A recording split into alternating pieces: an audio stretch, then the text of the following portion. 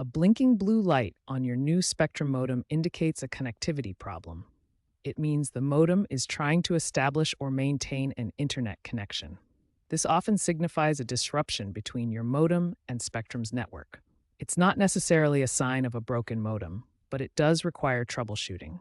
The modem is likely searching for a signal.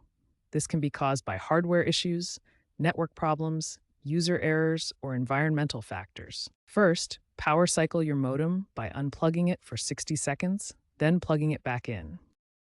While it restarts, check all coaxial cable connections to ensure they are secure.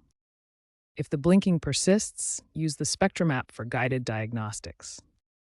For advanced users, try resetting the modem to factory settings via its web interface, usually at 192.168.0.1.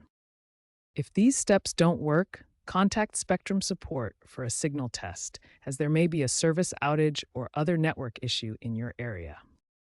Ensure that modem has proper ventilation and is plugged into a surge protector.